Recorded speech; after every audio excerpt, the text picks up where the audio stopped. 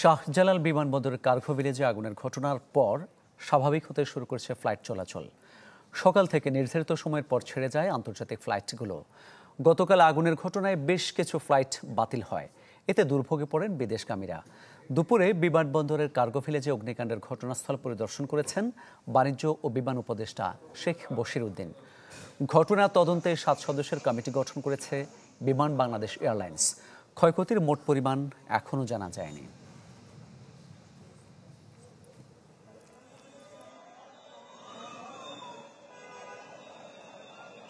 100 কোটি টাকার কম অথবা বেশি, এরকম হবে আমরা এখনো ফাইনাল করতে পারিনি।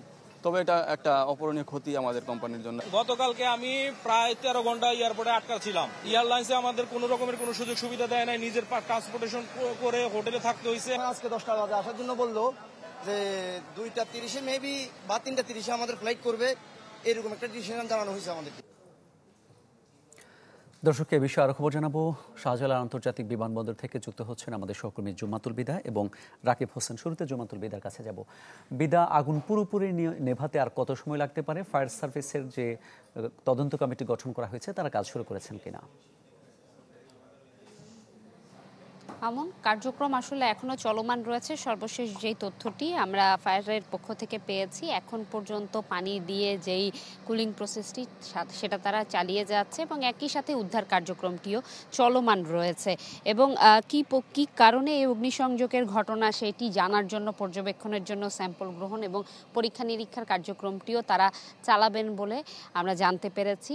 এবং এখন পর্যন্ত যে ঘটনাস্থল রয়েছে, ক্যামেরায় আপনারা দেখতে পাবেন যে সেখানে এখনো ধোঁয়া কিন্তু উঠছে। অর্থাৎ সকালে এই ধোঁয়ার পরিমাণটা আর একটু বেশি ছিল, এখন বেলা বাড়ার সাথে সাথে ধোঁয়ার পরিমাণটা কিছুটা হলেও কমে এসেছে।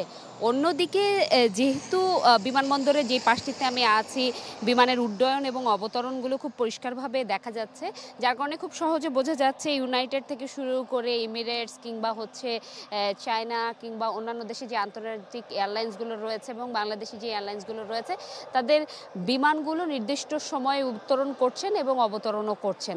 এবং এই যে যতটুকু বোঝা যাচ্ছে যে এই উত্তরণ অবতরণের যে শিডিউলটুকু এখান থেকে যে এটি হয়তো ঠিকই আছে সেটি মনে হচ্ছে। এর পাশাপাশি আরেকটি বিষয় জানিয়ে রাখি যে অগ্নিকাণ্ডের ঘটনা পরবর্তী সময়ে 21 ঘন্টার মতো সময় পার হয়ে গিয়েছে। এখন পর্যন্ত আসলে যে 13 স্টেশনের যেই 37টি ইউনিট এই কার্যক্রম পরিচালনা করেছেন, তার পরবর্তী সময়ে আমরা ফায়ারের সাথে আসলে কথা বলার চেষ্টা করেছিলাম, তাদের মাধ্যমে তথ্য নেওয়ার চেষ্টা করেছিলাম যে পরিস্থিতি আসলে কত দূর কিংবা কী ধরনের ক্ষয়ক্ষতি হয়েছে। তারা আসলে জানিয়েছেন যে এই যেই পরিস্থিতি সেটি পর্যবেক্ষণ এবং তাদের জায়গা থেকে পুরো পরীক্ষা নিরীক্ষার পরেই তারা বলতে পারবেন ক্ষয়ক্ষতির পরিমাণ এবং সূত্রপাতের কারণটুকু। অগ্নি নির্বাপনের দীর্ঘ সময় লাগার বিষয়টি আমরা জিজ্ঞাসা করেছিলাম কি কারণে। তারা যেটি নিশ্চিত করেছেন, যেহেতু একেবারে খোলা জায়গা, অক্সিজেনের পরিমাণ অনেক বেশি, বাতাসের গতিবেগও অনেক বেশি, যার কারণে এই খোলা জায়গায় অগ্নি নির্বাপনের কাজটি করতে দীর্ঘ সময় তাদের লাগছে। একই পাশাপাশি একটি স্পটেই অনেক ধরনের দাহ্য পদার্থ থাকার কারণে সেটি নিয়ন্ত্রণের জন্য ভিন্ন ভিন্ন পদ্ধতি অবলম্বন করতে হয়েছে, যার কারণে এটি বেগ পেতে হয়েছে ফায়ার সার্ভিসকে। এই ছিল আমার কাছে মামুন এখান থেকে সর্বশেষ। বিদা, ধন্যবাদ আপনাকে। এবার আমরা আরেক সহকর্মী রাকিব হোসেন কাছে যেতে চাই। রাকিব, সকাল থেকে আপনি সেখানে আছেন, ব্যবসায়ী প্রতিনিধি দলের সাথেও নিশ্চয়ই আপনার আলোচনা হয়েছে, ক্ষতিগ্রস্তদের সাথেও আলোচনা হয়েছে। আসলে ক্ষয়ক্ষতির পরিমাণ এবং পরিধিটা কেমন হতে পারে?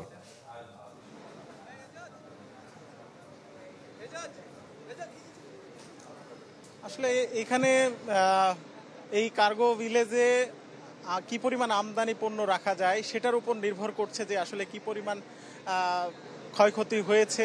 সেটা অবশ্য যেই কমিটি গঠন করা হয়েছে তারা অলরেডি কাজ করছেন এবং কিছুক্ষণ আগে বাণিজ্য উপদেষ্টা এবং ব্যবসায়ীদের বড় সংগঠন বিজিএমইএ এবং বিকেএম এর পক্ষ থেকে ব্যবসায়ী প্রতিনিধি দল এসেছেন। তারা পরিদর্শন করছেন যে আসলে সেখানে অবশিষ্ট কোনো পণ্য আসলে ভালো রয়েছে কিনা, নাকি সবই পোড়া গেছে, সেখানে অবশ্য আমাদের যাওয়ার অনুমতি ছিল না, সেজন্য আমরা সরাসরি দেখাতে পারছি না।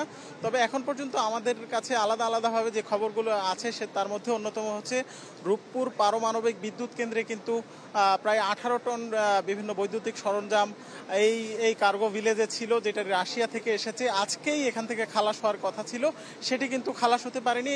গতকালকের আগুনে সেটি পোড়া গেছে এবং আমরা খবর পেয়েছি গতকালকে 1:30টার দিকে একটা বিমান অবতরণ করেছে এবং সেখানে বেশ কিছু পণ্য ছিল যেগুলো কার্গো ভিলেজে ঢোকানোর কথা ছিল, বিশেষ করে ওয়ালটনের সেখানে জিনিসপত্র ছিল এবং গার্মেন্টস শিল্পের বিভিন্ন কাঁচামাল ছিল সেখানে।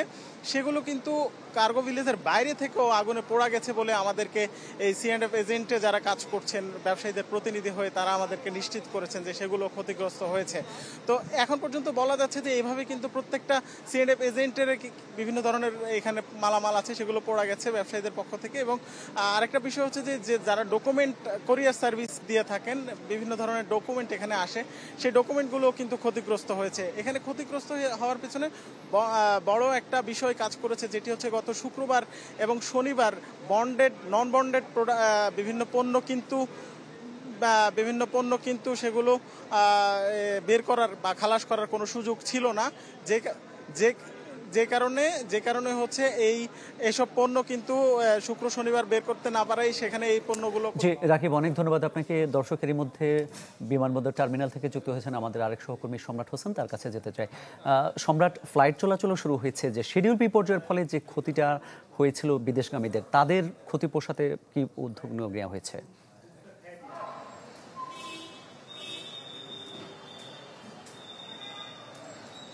মামুন, মূলত গতকালকে এই অগ্নিকাণ্ডের ঘটনার পর থেকে কিন্তু হযরত শাহজালাল আন্তর্জাতিক বিমানবন্দরে 6 ঘন্টারও বেশি সময় কিন্তু বিমান ওঠানামা বন্ধ ছিল। এরপর পরে দেখেছি আমরা রাত 9টার দিকে কিন্তু বিমান চলাচল স্বাভাবিক হয়। এর পরপরই কিন্তু আন্তর্জাতিক গন্তব্যের যে ফ্লাইটগুলো, সেই ফ্লাইটগুলো কিন্তু যাত্রীদের যে চলাচল, সেই চলাচল আমরা স্বাভাবিক হতে দেখেছি। কিন্তু রাত বাড়ার সাথে সাথে, অর্থাৎ রাত 10টার দিকে আমরা দেখেছি যে সেখানে চায়না সাউদার্ন এয়ারলাইন্সের একটি ফ্লাইট ছিল, সেই ফ্লাইট কিন্তু সেই ফ্লাইটের শিডিউল কিন্তু পরিবর্তন করা হয়। অর্থাৎ গতকাল রাতের সেই ফ্লাইটটি আজকে দুপুর 2:15 হওয়ার কথা রয়েছে। এই যাত্রী অর্থাৎ যারা ছিলেন এই এয়ারলাইন্সে, তাদের সাথে আমরা কথা বলেছিলাম। তারা যেটি বলছিলেন, তারা চায়না হয়ে দক্ষিণ কোরিয়ায় যাবেন। তাদের এই ফ্লাইট জটিলতায় তারা কিন্তু ব্যাপক ভোগান্তিতে পড়েছেন বলে আমাদেরকে জানিয়েছেন। এছাড়া মধ্যপ্রাচ্য সহ মালয়েশিয়া, এমনকি রোমের ফ্লাইটেও দেখেছি আমরা যে প্রত্যেকটি এয়ারলাইন্সের এই ফ্লাইটগুলো একটা ঘন্টা 1 ঘন্টা থেকে 3 ঘন্টা পর্যন্ত কিন্তু আমরা এখন পর্যন্ত দেখতে পাচ্ছি যে ফ্লাইট ডিলে হচ্ছে, অর্থাৎ দেরিতে কিন্তু এই ফ্লাইটগুলো উড্ডয়ন করছে। যাদের ফ্লাইট ছিল 12টায়, তাদের ক্ষেত্রে বলা হচ্ছে যে তাদের ফ্লাইট 4টার দিকে, কিংবা যাদের ফ্লাইট ছিল সকাল 10টায়, তাদের ফ্লাইট 2টায়। এভাবে করে কিন্তু এই গতকালকে কার্গো ভিলেজে অগ্নিকাণ্ডের ঘটনায় কিন্তু এই ফ্লাইটগুলো বিলম্বে ছাড়ছে। তারপরেও বিমানবন্দর কর্তৃপক্ষ যেটি বলছে যে তারা আসলে এই ফ্লাইট শিডিউলটি যাতে দ্রুততম সময়ের মধ্যে ঠিক সময়ের মতো তারা উড্ডয়ন করতে পারে, সেই চেষ্টাই কিন্তু করছে। মামুন, ধন্যবাদ আপনাকে। শাহজালাল আন্তর্জাতিক বিমানবন্দর থেকে জানাচ্ছিলেন আমাদের সহকর্মীরা।